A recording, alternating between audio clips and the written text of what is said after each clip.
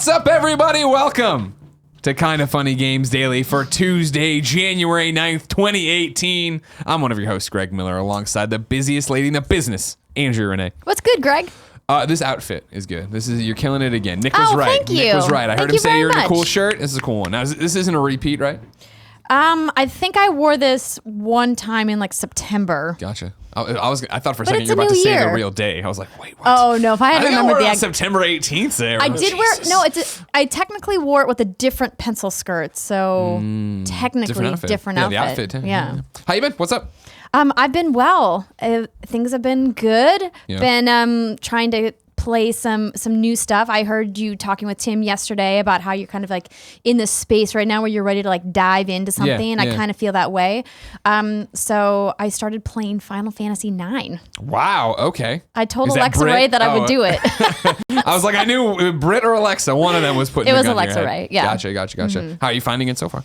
Slow. Yeah. Yeah. That'll happen. slow. Yeah. Yeah. You're not the biggest JRPG person, right? I am not, no. And it's not even just, the fact that it's a Japanese-made game and, it's like a very anime style for art, but it's just the real-time, or the turn-based battle system Yeah.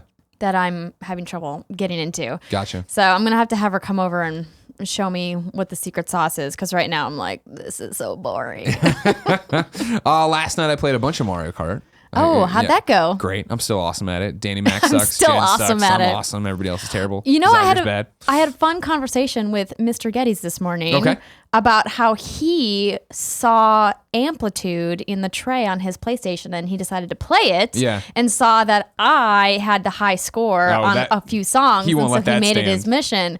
But there's 2 songs that he couldn't beat my score on, so now I have to dig back in so Very we can nice. have our You proper. guys were supposed to have that showdown. Our proper forever showdown. ago. Yeah, we didn't never do it. Yeah, that sounds good. Yeah, I've been also then tinkering with PlayStation VR, getting ready for filming the first season here at the PlayStation VR show on Friday. That's exciting. Yeah, God, there's so much good stuff. I'm so glad I was like, we should do this show, and then I'm playing all this stuff. I'm like, oh, thank God, it worked out. There's really cool stuff I missed.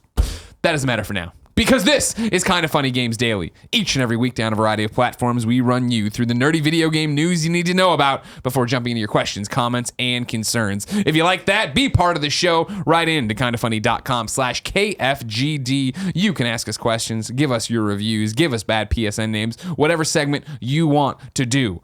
Of course, you can watch us record it live on twitch.tv/kindafunnygames. If you're watching live, we're not paying attention to the chat. Instead, we're making a polished podcast and giving you a job. You can go to kindafunny.com/you're wrong. Go there. Tell us what we screw up during the live recording so we can set the record straight at the end for everybody watching later on youtube.com/kindafunnygames. What's that, Kevin?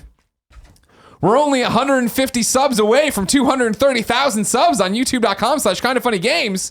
Well, hey, you should pull your car over, audio listener. Go over there and sub and be great to us. And like I've said before, just make up fake Gmail accounts and go in there and sub with those. It's easy. It's a good system. Kevin loves it. Also, you can get it on podcast services around the globe. So wherever you get it, thank you so much. Today we're brought to you by Rover and Lisa, but I'll tell you about them later. For now, let's begin the show with what is and forever will be the Roper Report. Time for some news. I have some breaking news. We have breaking news. We are only 104 subscribers away. We can do it right now, everybody in the Twitch chat. I'm telling you, everybody make a fake account, and that's the way you do. How many news stories do we have? We have 3 items on the Roper Report.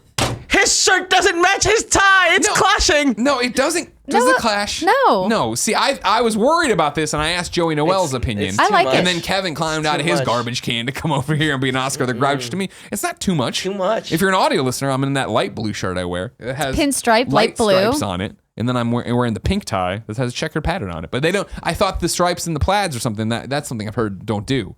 But I don't feel like I'm in that. No, I think it's fine. Okay, there you go, Kevin. Shut up. Wear your Death Angel shirt. Kevin, you could maybe comment on Greg's choice of tie if you actually knew how to wear a tie. Burn. We just nailed Kevin, everybody. I don't know if you've ever watched our show, but whenever I'm on the morning show, I wear a full-blown suit. When's the last time you were on the morning show? I wore a suit. That's true. While we're off the rails a little bit, I brought you a present. Oh, right. You told me you were going to do something. I didn't know what it was. So the first thing is I've been carrying this around in my bag and haven't given it to you. It is a deluxe founders pack for Fortnite, the game. So this is for the Save the World portion. Okay. Because I want you to try it with me. Okay. I know everyone's all about the Battle Royale hotness right now, but yeah. I like the original mode better. Okay. Because it's cooperative, there's building involved. I feel like it's more creative. It's not just find everybody and kill them. Okay. And I want you to try it. Okay, So I'll play that's a with you. code for you. Thank you. And when I was shopping in Chicago, I came across the shirt and I was like, I bet you Greg would like this shirt. So I got it for you. Yeah, I like that a lot. Camp Crystal Lake running team, run for your life shirt. Yeah, that appeals to my interests. Yes. I like this game called Friday the 13th, Kevin. I don't know if I ever talk about it. It was in his top 10 games of 2017. Number 3, actually. Fuck all the other stuff. And they're one of the best games. It's on the Gamescast. I explained it all there. For now, let's begin the Roper Report with the first story. PlayStation has updated their numbers, and as usual, they're pretty dang impressive. PS4 has sold through to consumers more than 5.9 million units during the 2017 holiday season. Important to remember, sold through means people actually bought 5.9 million units. These weren't given to stores or whatever. This is an inventory PlayStation unloaded on them. Actual people have bought these. PS4 has now cumulatively sold through more than 73.6 million units globally as of December 31st, 2017. More than 55.9 million PlayStation 4 games were sold during the 2017 holiday season in retail stores worldwide and through digital downloads on the PlayStation Store. This totals up to 645 million copies cumulatively sold as of December 31st, 2017. Not too shabby. That's impressive. When is it going to stop? When is PlayStation 4 going to stop selling like this? I don't think it's going to because they have such an incredible lineup of exclusives in the pipeline. You know, if you look at the next 2 to 3 years of exclusives, it's a pretty impressive list. Our friend Victor Lucas tweeted this morning about a giant list of PS exclusives that are supposed to come out, air quotes, in 2018. Yeah. And Ben Silverman replied and was like, buddy, you know that those are not all coming out. Yeah. But it's a great list. I'm going to pull up his tweet just as a reminder for everybody of what exactly that list looks like. While you do that, I'm paging back to there's a question. So it's God of War, Days Gone, Detroit Become Human, Spider-Man, Ghost of Tsushima, Dreams, The Last of Us 2, and Death Stranding. All PlayStation 4 exclusives. But not for 2018. No. Okay, just making sure. He said it's going to be an incredible 2018, and I'm like, those are not all coming in 2018. You are not getting Ghost of Tsushima. You are not getting God of War. I doubt Death Stranding is coming in 2018 not God of War. Death Stranding is what I meant. Calm down. So, The Last of Us 2 is likely not coming in 2018 either. I would... If I was a betting woman, I would bet. But this is an incredible lineup of games and a very good reason to have Sony's box over the other ones. So I'm just waiting for Xbox to answer to this. I'm like, where are the games, Xbox? It's gonna be. They have to do something at some point, right? They have to say something at some point about that of where the stuff is. I want to jump to Brandon, who wrote in to kindafunny.com/KFGD just like you can and says, Greg and Andrea. He didn't say your name wrong. I just pronounced it wrong. Knowing that employees at Insomniac Games have played through Spider-Man, where does that put them on the timeline for the development process? Also, what do you think that means for the potential release window? Thanks. Love the show, Brandon. Of course, we talked about this yesterday. All these Insomniac people rubbing it in all our faces, showing it on the cross-media bar right there and talking about their... It's a weird choice. I'm not sure why they decided to do that. Maybe drum a pipe and have us talk about it like we are right now. Well, have Brandon write in and remind everybody Spider-Man is coming 2018. I think it would have paired well with a media preview. If they had invited press or streamers or YouTubers, content creators in general, to come and play a portion of the game. Yeah. Because as of right now, it's been like not playable anywhere. Yeah. And that's a big thing for a game that's supposed to be coming out supposedly in the next 4 to 6 months. Right. The first half of this year is what it was said, right? When they put the 2018 date on it, they talked about the fact that Sean Layden said everything you saw that had 2018 on it is supposed to be here in the first half of the year. Yeah. And so I think it's a good sign that they're into the polish phase of the game and that they're going to spend a significant amount of time polishing, which is important for a franchise as big as Spider-Man, because we've gotten some mediocre Spider-Man games, to put it mildly, over the last decade. Some of them better than others, of course, but we haven't had like the Arkham of Spider-Man games, right? And I think a lot of us out there are hoping that that's what this is going to be. You imagine that's what this is. Insomniac's there. Marvel Games has their head on straight in terms of what they want from, I think, the people they work with. You see Bill tweeting about it all the time. Like, I feel like that is what they're trying to give you here, is the ultimate Spider-Man game, the best Spider-Man game you can have. And yeah, I would imagine if they're playtesting studio-wide like this, if everybody's able to go play it, and I know Brian, is always tweeting out, I'm playing and doing this today in the yard, and then playing Spider-Man in the afternoon. Like, they have it, test builds that are secure enough and, far along enough to bring home and play on your PlayStation 4 test kit. I feel like the game's really far along. And I feel like this actually shores up the belief that, this is an early or whatever, first half of 2018 game. And we should, you'd think, hear something momentarily, at least in terms of, hey, here's an invite to come down to Insomniac Studios in Burbank and play it. And like do we're doing an embargo and this is what it's going to be. It's interesting, the way they're talking about this, the way they're promoting it, the way they're showing it, and being so open about how far along they are in some respect. It's the exact opposite of God of War, right? Where God of War has been seen so much. We've seen so many different segments from it. It's got the Game Informer cover.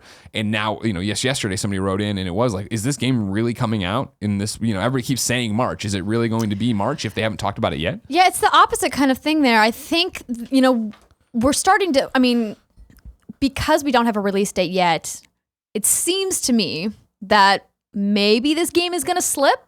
Maybe that they're going to say early 2018 was what we were targeting, but now we need a little bit more time. I just wish they would communicate that instead of trying to stick to this Q1 window. It's like, hey, if it's going to slip, it's going to slip. That's fine. Yeah. I think we collectively as a community can agree we'd rather have the game be ready than hit its date.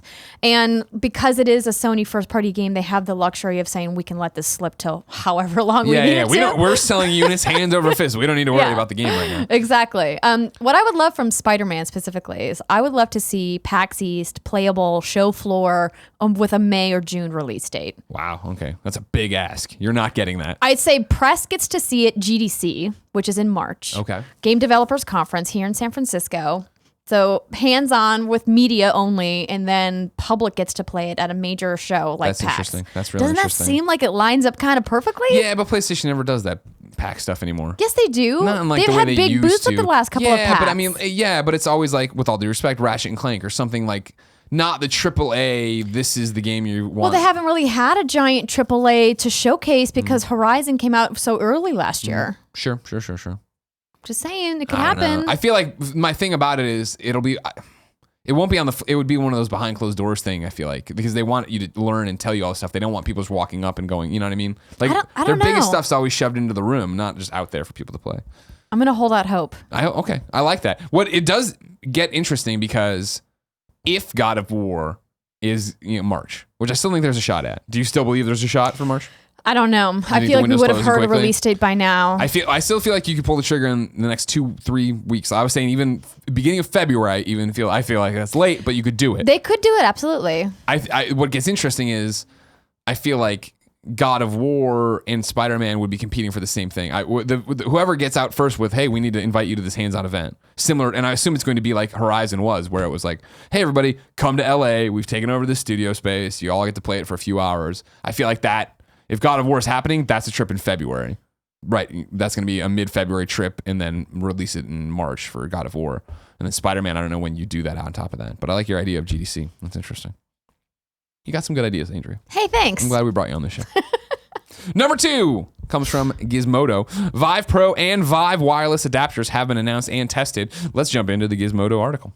That brings us to now at CES 2018, where Vive is taking the next step forward in VR with the new Vive Pro head mount display and Vive wireless adapter. The biggest improvement on the new Vive Pro is new AMOLED display, sporting a combined resolution of 2880x 1600. I fucking am not a tech dork. I'm going to CES for the first time ever tomorrow. I'm just doing my panel and going home. which is 78% denser than what you would get on the current Vive. This should result in less obtrusive screen door effect that was caused by lower resolution screens. Additionally, the Vive Pro will also feature built-in headphones and their own dedicated amp, dual mics, and a redesigned head strap for more comfortable marathon VR sessions. Vive is even adding a second front-facing camera to the Pro so that developers can better integrate AR features into the headset's range of functions. The article was updated with impressions then. They were mixed about the actual use of the Vive Pro headset. He was like, it's better, but still screen door effect, da, da, da, da. Then they talk about the wireless adapter. This little wishbone-shaped box has the power to completely transform the modern VR experience. No longer will you have to worry about tripping over cords or yanking the guts out of your PC if you walk away too far. You can freely immerse yourself in a whole other world without needing to settle the reduced fidelity.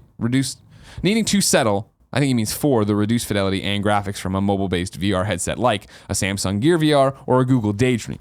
He then updated, or she updated, with impressions of that, and that's where they were like, this is mind-blowing. That I am somebody who's prone to motion sick, and it's happened before. I think our reporter played Doom VR and was like immediately in it, whipping their head around and didn't have to worry about the added weight or where their cables were or what's going on there. And I really do feel like that's the next big step for home-based VR to make it something you're ready to play at all times. Absolutely. I 100% agree that it will be revolutionary for the VR business if they can make it wireless. I mean, we've seen a little bit of success in the mobile market with things like Gear VR. And, Oculus announced their more mobile version last year. We haven't really seen it in action yet. But that's what the big hang-up is for a lot of people, is this idea that it's so much setup. Yeah. And even if you own it, like we have an Oculus at home, but I never take it out of the box because it's just like too much work to set it up. And then if I'm in VR, it's usually just for 30 minutes or so, maybe an hour at most. And then I put it away and don't touch it for like months. So it's going to be interesting to see. Now I'm trying to look to see if there was a price point. It looks like the TP Cast is what it's called, is going to be... Is it? I thought it was the Vive Pro and the Vive wireless adapter. Well, it says the HTC is creating its adapters. The TP Cast is from HTC Vive's X Accelerator program. So that's maybe not what's the... I think it's something not different. the same thing, but that one is $300. Okay. So if we use that as like a comparison, I'm not sure how much this adapter is going to be. It says the TP, this is from The Verge, the TP Cast is priced at $299, so it'll be interesting to see if the HTC is able to price its own version lower. HTC's Vive wireless adapter will also work with the newly announced Vive Pro headset. I think that's the biggest stumbling right now to PlayStation, or VR in general, and I'm jumping off into what I've been doing with PlayStation VR here. I have the setup now at my desk, and I then last night finally bit the bullet after moving 7 months ago and set it up in the living room again. And it's just, I have such a entertainment center, looks good, and now it's just like cables spilling off the side and the headset resting there and shit shoved underneath the entertainment center. You gotta get the little side rolling cart. That's what we have. Yeah, that's smart. But it is, at the desk now, it's great because it still looks like a, snake's pit of, things. But it is, I just pull up the headset, put it on, push off the desk, and I'm there and I can play and I can go. But that's so much harder to do in your living room at home and have it be comfortable. And it's what you're talking about with PC gaming, right? Like, people write in to me all the time being like, hey, we have this new game for Oculus. Hey, we have this new game. Do you have a Vive? Do you have this? And I'm like, we have it, but the computer's in here and it doesn't. Don't even bother. Like, PlayStation VR is the turnkey solution at the moment. But even that, if I could just have that headset down and not have the 4 different wires coming out to it into the box and does all this, if it could just sit there on the thing and be charged, that'd be awesome. And I hope that's where we're going with all this. Someday. Yep. Number 3 on the Roper Report is actually a required reading. I've talked about this before. Gamesindustry.biz has an article up about Insomniac. It's an interview with Insomniac Chief Brand Officer Ryan Schneider, and it's called Why Insomniac Blew Up the Moon. It's all about why they redesigned, what kind of company they are, where they're going. I want to read a long expert that I know Andrea is not happy about it. She hates it when I put long stuff in here. I saw this in the show notes, and I was like, no, Greg, why? But it's so much text. It's so good, though. It's really good. It speaks to a whole bunch of stuff we talk about, like vocal minority, believe in yourself, and how even Insomniac struggles with that. So we're reading the end of this article, but again, this article is excellent. Everyone should go check it out. Gamesindustry.biz, why Insomniac blew up the moon. Again, Chief Brand Officer Ryan Schneider. Quote, One of the hardest lessons we learned at Insomniac was the shift between Resistance Fall of Man and Resistance 2, Schneider said. We were relatively inexperienced when it came to interacting with our community at that point in time. Social media and community were still in their relatively early days, and we over-indexed on how much we listened to our fan base versus trusting ourselves. In other words, they listened to the vocal minority. Schneider said the result was a sequel that felt too different from its predecessor, and sales reflected that. Back to the quote. That's something we learned the hard way over the years. Just because you see it online and you see it in the forums, that doesn't necessarily represent the majority viewpoint. And even if it does, you still have to think about your predisposition. You have to challenge and reaffirm your own beliefs about what you're trying to make before you can deliberate and make a final decision. What happens is we deal with this thing called the doubt monster, or what other people call the lizard brain. And we start to enter this phase of defensiveness or self-doubt. And we don't believe in ourselves and the choices we're making, and that causes us to cave in and compromise. When we do that, we stray from our vision and values. So having learned that, how does Insomniac sift through feedback today and determine what's a vocal minority and what's truly representative of the larger player base? Quote, as a studio and a community team, we've done a better job at listening with a little less direct emotional engagement and analyze a little bit more with a little bit more objectivity.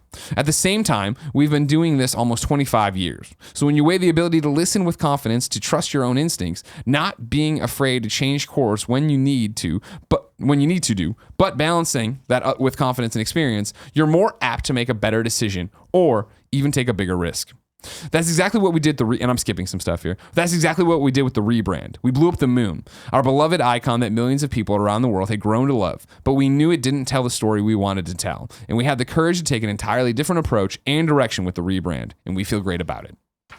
I thought that was just, the article in general is fascinating, but that's such a great thing at the end there that we talk about all the time with the vocal minority, and when I talk about Xbox One's dismal start, right? Of like, they didn't believe in their vision. You have to believe in your vision. We believe in the vision of Kinda Funny. So even when it's not somebody's cup of tea, rather than try to course correct for that one person, we have to say, well, the majority's with us. We're happy with it. We have to make something we believe in. And that's the thing. If you're making content or creations you believe in, someone else out there will too. Right, Andrea? That's right, Greg. That's what's good. Andrea. Yes. I can't fucking wait for Spider-Man, but these sons of bitches in Insomniac won't tell me when it's coming. If I wanted to know what came to the mom and grop digital shops today, where would I go? You would go to the official list of upcoming software across each and every platform as listed by the Kinda Funny Games Daily Show host each and every weekday. Yeah, this tie looks good. Out today. I tell you what, if you're a PlayStation person, you're in luck because it's only PlayStation stuff today. Out today, The Count Lucanor on Vita. The Little Red Lie on PlayStation 4 and Vita. Plox Neon on PlayStation 4, Sword of Fortress, the Onomuzum, PlayStation 4. They just fucking throw letters into the random word generator, crank it out, and there's your fucking title. Can't wait to play Plox Neon. Really? I'm sure the game's fine. What? You know what? I don't know. New dates for you, though. PlayStation Now is adding this month a whole bunch of stuff, but standouts are Until Dawn, Gravity Rush Remastered, Everybody's Gone to the Rapture. We've been talking a lot about Sea of Thieves on here. If it's worth your time, is it going to actually be successful? There's a beta coming January 24th through the 28th, so get in on that. Rogue Legacy's, the developer of Rogue Legacy, has a new game called Full Metal Furies. It's coming to PC and Xbox One on January 17th. Ooh, you added some stuff. DeBlob is coming to Xbox One and PlayStation 4 on February 27th. DeBlob. Remember that game? I mean, I remember hearing about that game. I never actually played it. I remember a lot of people at IGN like DeBlob 2. But it was also a Wii game, so like everybody's just drinking the Kool-Aid. Like, this game's got to be good. We need something to play. This is great. Dragon Ball Fighter Z open beta from Sunday, January 14th through Monday, January 15th on Xbox One and PlayStation 4. Early access to the open beta is available for anyone who's pre-ordered Dragon Ball Fighter Z through the Xbox One and PlayStation 4 digital storefronts. Early access begins at 12 a.m. Pacific time on Saturday, January 13th. Nice. Have you ever been a big Dragon Ball Z player? I sure have not. Same. Yeah. I totally go get you. I'm glad you enjoy it, you know what I mean? But if I had to fall down, I fall down with this Naruto kid. And that's only because, again, IGN forced me to review new Naruto games a couple times, so I learned about Guy. Brittany's trying to educate me about Dragon Ball Z. And How's it going? Not great. Is this just a segment now on the What's Good Games podcast? Pretty every day? much. Yeah, here's why you need to pay attention. This is what these guys do. And you're like, Britt, I really don't care. It's all about the hair with her. Yeah. Yeah. Kevin. Deals of the day for you. I have one from Nick in Australia. He writes in to kindafunny.com/KFGD, just like you can, and says, long-time listener, first-time poster. Why didn't I trust you, Greg? Overcooked currently is on sale on PSN for $8. Oi, governor! This game is an absolute blast and fun for the whole family. To all that don't have it, don't be a cheap ass. Go spend the $8. Lots of love from down under, kangaroos and all. Nick. Seconded. This game is fantastic. Overcooked's awesome. If you have not played Overcooked, you absolutely should. Yeah. It's so simple to start playing. Yeah. Oh, and yeah. you're guaranteed to laugh out loud at least once. And then get really angry at whoever you're playing with. That's true. And then get really, there's a lot of tension. Just don't forget to wash the dishes. It's important. It's a big part of it, yeah. And be super smart about it. Everyone wants to run around. Just stay on your side of the screen, toss things to each other. The food Exactly. can sit on the floor. It's fine. It's just going out to whoever's eating it. They Don't know. forget to They're fine. dash. I didn't know how Dash to is a big dash part for of like it. the first 3 hours I played that game. Yeah, that's a huge pro. Overcooked, fantastic. Just like reader mail's fantastic. But before we jump into the questions, I want to tell you it's brought to you by Rover and Lisa. If you're like me, you love your dog, but dang, can that cutie be a hassle if your plans change? Well, rover.com/kindafunny is here to help. They let me write this one. Rover.com is the largest network of 5-star pet sitters and dog walkers in North America, serving pet parents across the U.S. and Canada. Rover connects dog owners with trusted pet care wherever they need, whenever and wherever they need it. Millions of services have been booked on Rover, including pet sitting, dog walking, in-home dog boarding, and doggy day care. As the dog people, Rover gives pet parents peace of mind whenever they're away from their dogs by offering premium insurance, 24/7 support, background checks, vet consultations, GPS walk tracking, and the nation's #1 pet sitting and dog walking app. As you know, I signed Portillo up for this yesterday. I'm waiting on getting my lockbox, and I Okay. need to book it for Thursday so Jen and I can go out to see Nick do comedy at Cobb's Comedy Club. We're going to vlog about it. And then Porty can get walked, and I don't have to feel like a bad dog dad. Because I hate leaving him anywhere. Yeah. And then also, No, I get it. I hate putting them in like the boarding places. Boarding place we use, great. Don't get me wrong. But like this would be better if somebody just put him in their house. Because Porty, very temperamental. I don't know if you know. I've met him. Last night, Jen was browning an onion. He almost had a seizure about it because he does that now with really intense smells. So I had to walk him to the window. Oh my gosh, open the really? window. His dog looks, you look at the photos of my dog, he looks great. He's hanging on by a thread. I don't know, man. 20% of the sitters who begin their profiles on Rover don't actually become pet sitters. That's how intense it is. No, wait, that's the Dog other in way. this B-roll is amazing. Only 20% of the sitters who begin their profiles stick around. You can get $25 off your first booking by going to rover.com/kindafunny. That is rover.com/kindafunny for $25 off your first booking. I got way off track in that ad because I was talking about Portillo. Yes. And I love him so much. It's okay. For people who are listening to the show, if Go watch you the show want now. to see some really cute dogs, watch the show at youtube.com/kindafunnygames. And you can see the visual accompaniment to this ad. Now, Cute dogs. Andrew, we have another sponsor. Yes. It is lisa.com/kindafunny. You know what's coming up? Valentine's Day. You know what's a great Valentine's Day gift? A mattress, right? You'd be stoked. We actually need a new mattress. Well, I'm telling you about, let me sell you on Lisa right now. So buy a Please Lisa do. mattress, all right? With over 10,000 5-star reviews, the Lisa mattress is in a league of its own when it comes to combining quality, innovation, and making a difference. The Lisa mattress is 100% American made and delivered compressed in a box to your door. You get to watch it inflate, which is always exciting. Then the cats get to play with the box. Sold you on that right there. didn't I? But then I have to get rid of the box. You just cut it up and put it on the curtain. It's thoughtfully crafted with high-quality materials to create what Lisa calls their universal adaptive feel. Its 3 foam layers provide support, pressure relief, and cooling that adapts to all body shapes, sizes, and sleeping styles. What you feel on one side of the mattress will be different than what your partner feels, and thanks to their memory foam layer, you can completely avoid motion disturbance, often caused by tossing or turning on different schedules. Avoid awkward showrooms and order online, you can rest assured with Lisa's 100-night trial that allows you 3 months to decide if it's the right fit. Lisa's prices start at just $525 for an extra $100 off. Go to lisa.com/kindafunny and enter the promo code kindafunny, all one word. That's LEESA.com/kindafunny. Promo code kindafunny, all one word. BedaHouse writes in to kindafunny.com/KFGD and says, a good day to you, Greg and Andrea. I wanted to hear your opinions on games being available to play in open beta prior to their release. On the plus side, it allows companies to have find more game issues and provide fixes faster than if they did it on their own. However, these companies run the risk of losing the narrative and losing potential customers as gamers play an unfinished and usually glitched product. Clearly, it can work for in companies' favors like PUBG. I feel this is the exception rather than the norm. I realize this is a loaded question / topic, but your knowledge of the gaming world, I thought you'd be the ones to ask. Have a great day, BedaHouse. Interesting question. I don't know if I've seen a lot of games fail because of their open betas. I feel like more games succeed because of them, because they have the ability to have that dialogue with people playing the game and get feedback in real time. And it's been nothing but a successful venture.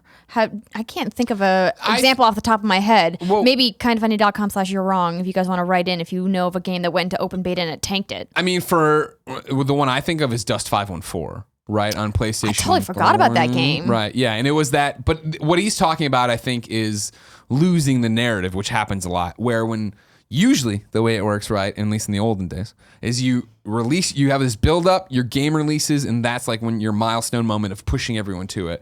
And so betas muddy the water, right? Of like where I talk to you all the time on the show about it, of like, wait, Paragon isn't really out, but I can buy the copy off the store, but I'm not really buying the game. And that's where you're muddling your message. And I think Dust 514 was a good example of it, where it was, Colin and Beyond and all of us at IGN were like, this is a really cool idea. This could be something. And then we talked about for what felt like months, if not years. And then finally it came out in beta and it wasn't that great. And they were starting to change things, but it was too late and blah, blah, blah. I feel like we're in a different time. We're very much talking about how it was to release a game in PS3 era. Hey, we're putting out this beta and how does that all work? Now, yeah, you talk about Paragon. You talk about, I might be getting this one horribly wrong. Warframe, was that in beta when it first came out? Did it ever get a 1.0 release? Like, there's games. We're in such a different landscape. I like, personally, early access open beta games now.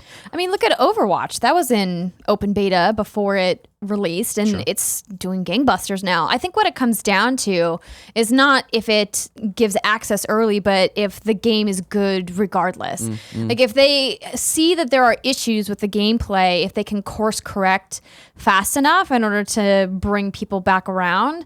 But if the game is fundamentally bad or not fun or broken during open beta, when you're that far into the development process, then you're probably never going to see success regardless of, how many people eventually come on board to play your game if you go into like 1.0 or not. Sure. I feel like we're in such a different place where it used to be, when you launch the game is going to be your highest amount of players and then it's going to steadily drop off. And I think that's where things like this in the past didn't make sense or were confusing or different, where it was, okay, I'm giving you this unreleased game that's going to turn you off and then no, you're going to go away. Whereas that might still happen, right? I think a whole bunch of people bought PUBG on Xbox One, jumped in and were like, oof, this isn't running the way I thought it was. I'm fucking out of here. And like, so that number drops. But I feel with every patch, you're going to see that number climb. And inevitably, when it is, the narrative is on shows like this or, on Polygon or GameSpot or whoever saying like, oh, fuck, they've really come far. The people who already invested their money are going to come back to it. True. And are going to play this game again because now people are talking about how great it is. I think there's a goodwill there in a way there isn't for No Man's Sky. Where even a year later when people were like, oh, fuck, No Man's Sky, actually, there was all these articles. No Man's Sky just put out this huge update, and it kind of is the game that they promised when they launched, but so many people had a bad taste in their mouth and were over it, they were never going to go back, even though many did. There's just too many other things to play. Sure. It's hard to get that interest back when you've lost it, which is really unfortunate. I don't know if No Man's Sky, if they had done, an extensive open beta instead of launching, if that would have been helpful to them. Sure. I mean, there's certainly an argument to be made that it would have been better. I think it would have totally tempered people's expectations, right, before they put their money down and bought their ticket. Right. Yeah. But I mean, look at a game like Star Citizen.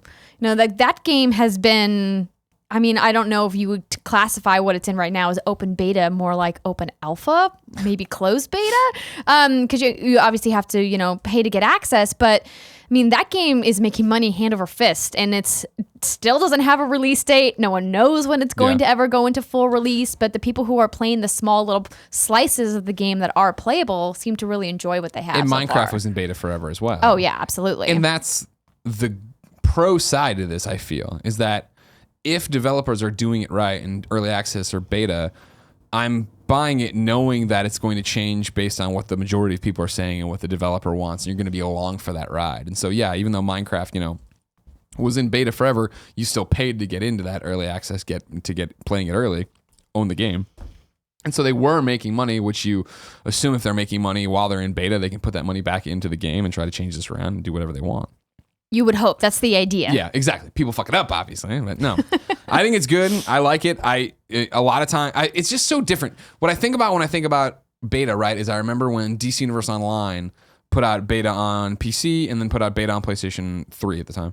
And I played both, and I played a lot of it. And then when I got the game, the first 3 or 4 or 5 hours of the game were kind of like, fuck, I kind of already did this. Like, I hate doing that I have to go do it. But that's not how games work anymore, especially when we're talking about, like, PUBG, like, not having achievements and being this. It's like, oh, well, when it finally drops, it's not like I'm going to have to replay story missions. Every time I play that map, that game, it's different, even though it's the same.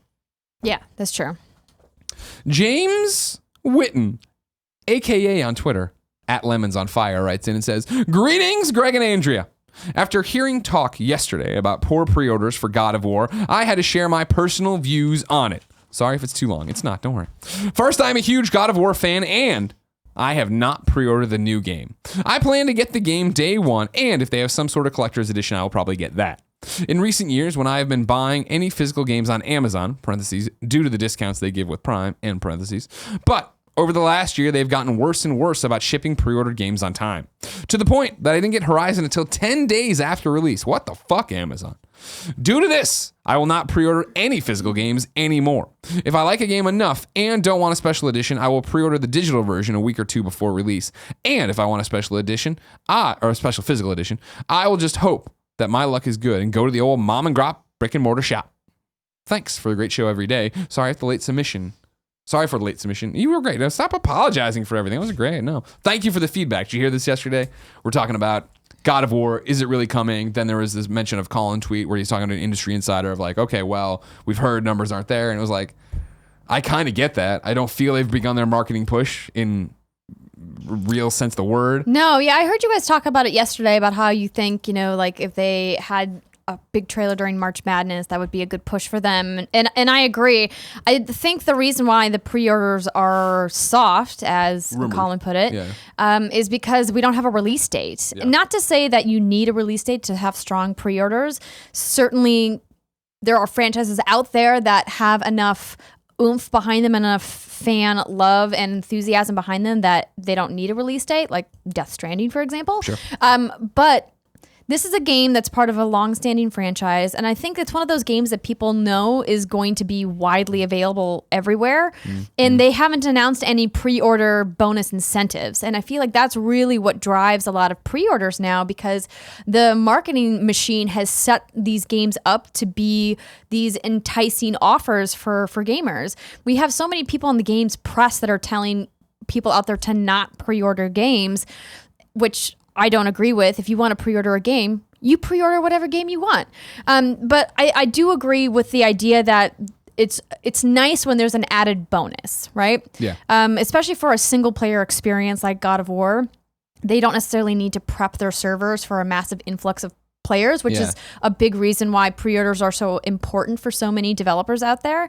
But they haven't announced anything like that. They haven't said like, oh, you're going to get access to this special weapon or this special piece of DLC or any of those marketing pushes that we traditionally see with pre-order marketing campaigns. And if no one's pushing you to do it, then why would you do it? Right. So I think, like marketing works. Yeah. I wouldn't worry about that. If you're a fan, you're going to check this game out regardless. And I think they're going to bring in people who maybe traditionally weren't interested in God of War before. People like me, like I've played God of War games, but I didn't really like them that much. I thought they were well done and excellently crafted, but the narrative just didn't grab me at all. I've said for years, Kratos is a terrible character. Yeah, and I like the action part of the game. He's a bad person. I enjoy playing them, but I don't connect with this guy. I don't care about this guy. But with Dad of War, it's him got actually a little sitting there and thinking it. about what he's done and then having to deal with his son and the narrative seems awesome and interesting. Every time Corey talks about it, I'm like, yeah, that sounds fantastic. Yeah, I mean, I'm sorry, James, to hear that you had a bad experience with Amazon, but as somebody who also had a bad experience with Amazon, you swore off I'm not surprised at all. I would say if you're excited about this game, I wouldn't let that experience deter you. There are plenty of other places that you can buy games from. James, including Best Buy Gamers Club. Oh my God, don't worry. Every time we mention Amazon, you don't mention Best Buy Gamers Club. The Best Buy Gamer Clubbers, they come out and they have their bats, and they want to remind you that Best Buy has a great Gamers Club, and I've heard a lot of great things about it, and a lot of people use it. James Rodriguez writes in to kindafunny.com/KFGD and says, "What's good, Andrea?" What's good, James? As a fan of what Ubisoft has done with Assassin's Creed Origin, how would you feel if the rumors from back when the premise of what was then known as Assassin's Creed Empire was first leaked turned out to be true, and Ubisoft turned this into a new trilogy set in ancient Greece and Rome? I still haven't finished the game myself, but it seems like most of the initial rumors turned out to be true. And given the critical success of Origin, I can't help but feel like they would want to do more with this time period. So how would you feel about continuing Bayek's adventures in 2 more games? If not, where would you like to see the series go from here? Thanks, James. This is an interesting question because I want to fully answer it, but if I did, it would be so spoilery for the end of Assassin's Creed Origins. So I'm going to do my best to dance around this. Just no, either let's commit to it, or I guess you dance around it would be the other one.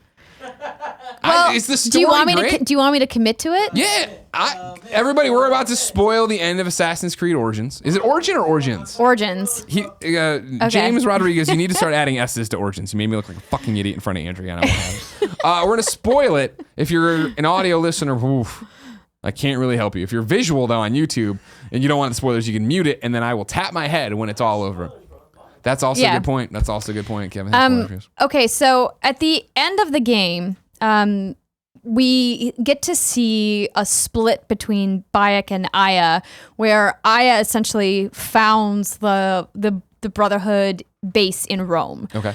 Where she goes and she assassinates as part of the it's alluded that she does the assassination of Caesar, which is amazing. And so they really set it up in a fantastic way to lend itself to this, to continue the story in ancient Rome, in ancient Greece.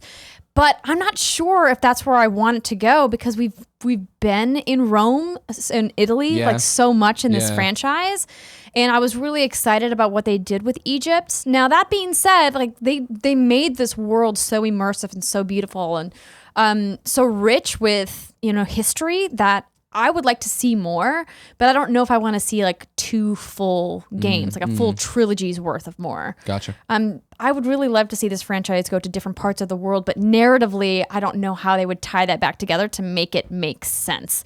Right? Like a lot of people have said, we want something in Asia, maybe Japan. we want something in South America, something that's just a different part of the world besides Europe. Yeah. And narratively, they would have to maybe make a few big stretches in order to make that make sense in the canon of Assassin's Creed. But they also have seemed to not care too much about that canon.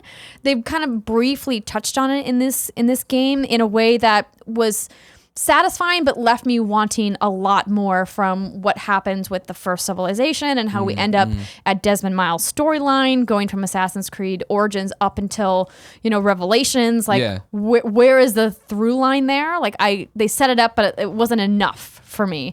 They definitely buried a lot of it within these walls of text inside the computer in present day, which was frustrating to me because I knew that I was going to have to go back and read a lot online. I love playing video games and reading computer terminals. No, I don't, Greg. Oh, I know you're being sarcasm. I know you're being facetious, but so I'm interested, James. I like where it's going. I like that there's the potential that maybe Aya could be the protagonist in the next game. Just women are too hard to animate. I know, they're so difficult to animate. They animated her so great though in this game. And we only got one really big combat sequence with her, which I was really disappointed in. She was basically on the ship the whole time. Okay. And you were steering the ship, but we did get one scene, but we didn't get to customize her at all, which was a little frustrating. They're like, these are the weapons you have, good luck. But it was still fun. I would like to see more of her, maybe in DLC, if not in her own, full title. So, okay. End of spoilers. You taking spoiler bros off, Kev? Yeah. Thank you, Kevin. Ben Savage from Boy Meets World gets the final question here on Kinda Funny Games Daily. He wrote in to kindafunny.com/KFGD and says, "What's up, Greg and Andrea? No buzz marketing intended, but last night I opened up my Fallout-themed loot crate, and along with various desk toys, I also received an intense longing to return to the Capital Wasteland. I know it's backwards compatible on Xbox One, and I vaguely remember seeing something about graphics being boosted for the Xbox or the One X. But I've got a PlayStation 4 Pro and a Switch, and this masterpiece from 2008 is the only thing alluring to me about the Xbox One X right now. My question is, with how many times Bethesda has remastered Skyrim, do you think we have any hope of searching for Daddy Neeson on the Switch or PlayStation 4 anytime soon? Since it's turning 10 years old in October, do we think we could get a 10th anniversary release this year? Thanks. Keep up the good work. I listen every day on the way home from work. Ben Savage. 10th anniversary is intriguing. Bethesda working so closely with Switch, intriguing. My gut is no, that it would be too difficult to overhaul all of these systems to essentially recode it to work on Switch. Yeah. That it would make more sense for them to put, Fallout 4 in its entirety on Switch first.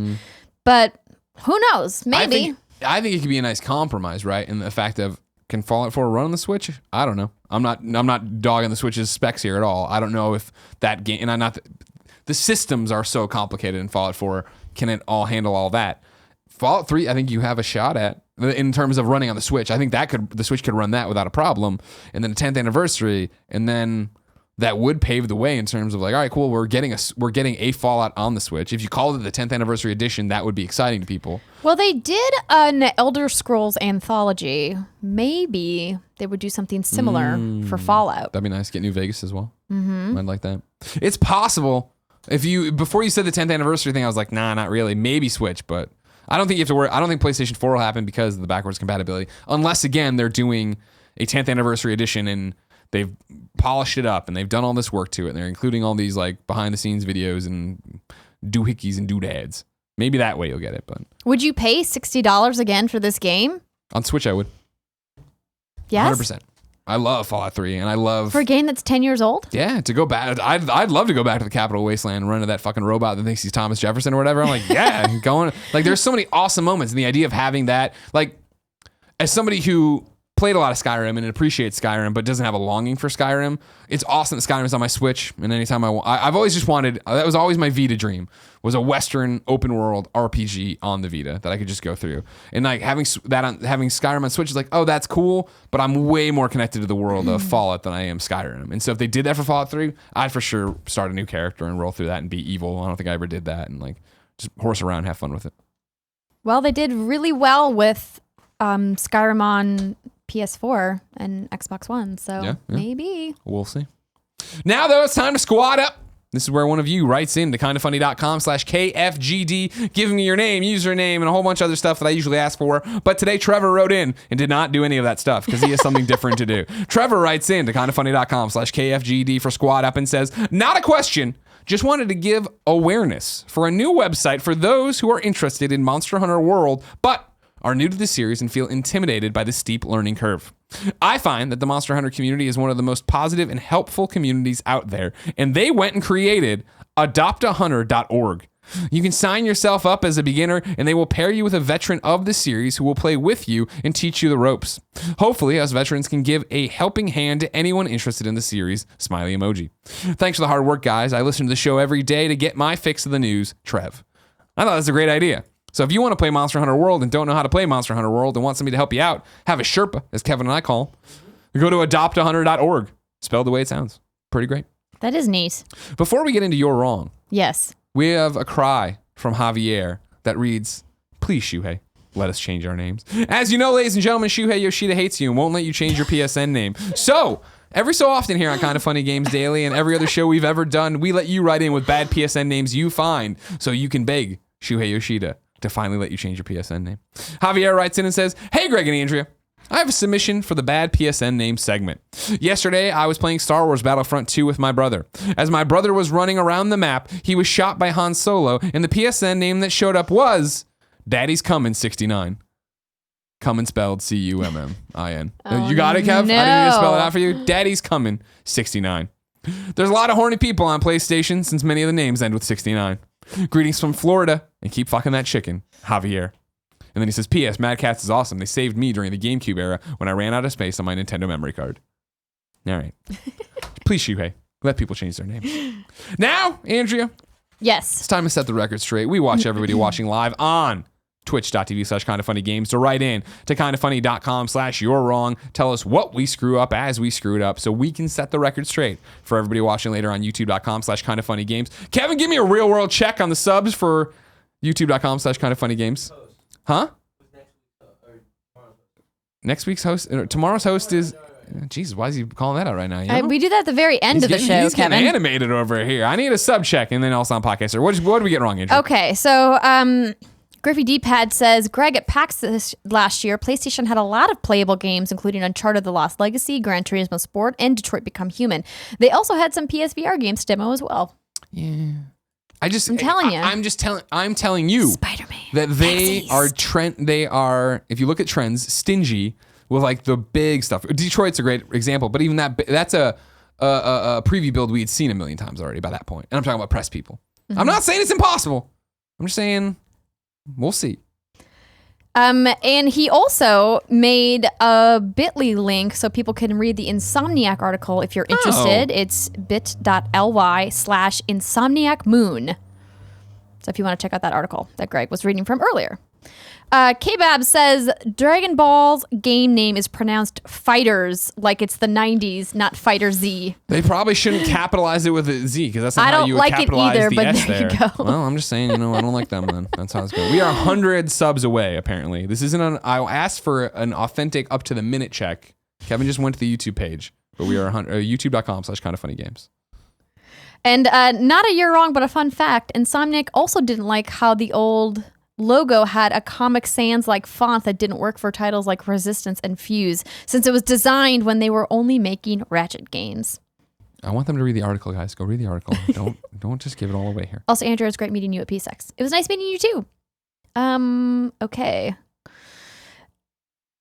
Ignacio Rojas says the Dragon Ball Fighters beta days is old news. What's new is that they have confirmed the character roster for the beta.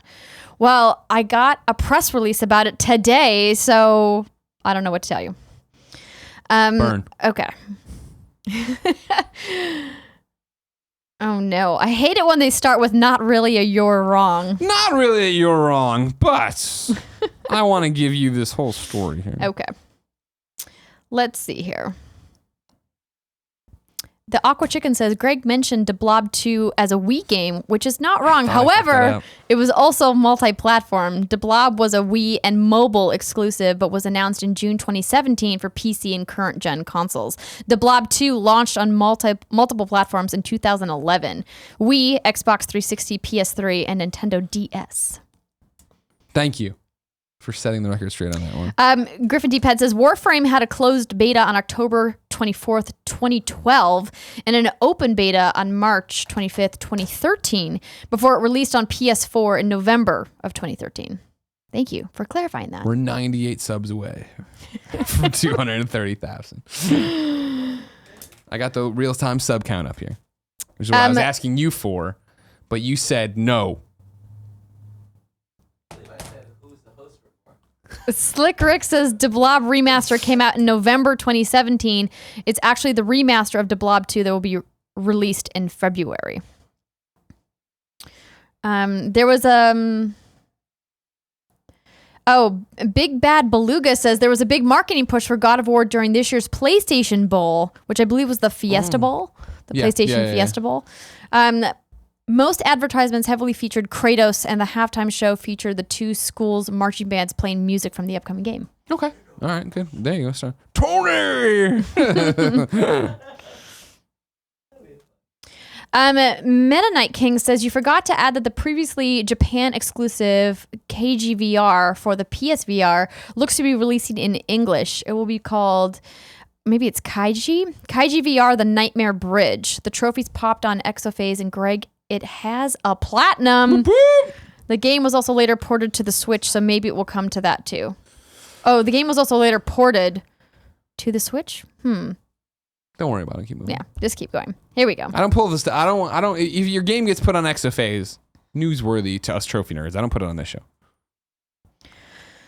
So I had asked people to write in about early access or open beta games that failed, and This is a long one, so I might need a second to read through this. You just let it go. I mean, what if they they could write. It doesn't help. No, it doesn't do anything.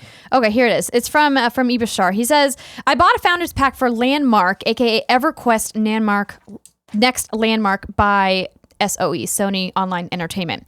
Sony sold SOE to another company in the management of the now Daybreak Games, canceled Landmark and its MMO counterpart, EverQuest Next, even after months to a year of development, a community who loved the game. Landmark was Minecraft with more MMO mechanics and better visuals. EverQuest Next was a game based off Landmark that would have brought over player creations and those MMO aspects they were building in Landmark over to EQN. They even showed us videos of what they had so far in the game at various times, and even community creation events of creating race stuff alongside devs creating actual pieces. They canceled the game, shuttered EverQuest Next as well. Now, I wonder if that was because of the game being broken, or if that was tied up in the licensing, the acquisition, of SOE by Daybreak. I don't know. Who knows? I bet you somebody at Daybreak does. Somebody does, yeah, but they're not talking. But thank you for writing in. Brocka Rock. Greg, shame on you. You get two amazing gifts from Andrea and you don't say thank you. Did I not say thank you? I thought you did. I'm sorry. Thank you, Andrea. I appreciate them. I'm sorry. I appreciate you. Thank you for coming. That's it. I have bad manners, but thank you for calling me on it. Ladies and gentlemen, this has been Kinda Funny Games Daily. Each and every weekday, we come here and we talk about video games with you and answer your questions, just hang out. Tomorrow, it's Whitta Wednesday with special guest, Tim Gettys. I gotta go to Vegas. I gotta go be a CES panel. Yeah. I'm gonna go there and I'm gonna purposely see no technology just to piss you off. Because I know it's your dream to go. We got a TV that rolls out. I'm just not even gonna go. I refuse to look at anything. I'm going straight to the panel room, straight back to the airport. It rolls up I forget, what's the burger place you don't like? I'm gonna eat there just to piss you off even more. I've told you the whole rigmarole. Twitch, YouTube, we are 96 subs away from 230,000. It's ticking down. What happens there? We start going to 235,000. I don't know. You got to figure out some kind of a benchmark. I guess, yeah. I mean, you've really doubled down on this. I know it was. I don't like the numbers not being like rounded nice. Yeah, It's been annoying. 229 and stuff over here. It's like, come on. We can finish this. We can cross this finish line. We can. Ladies and gentlemen, until next time, this has been Kinda Funny Games Daily.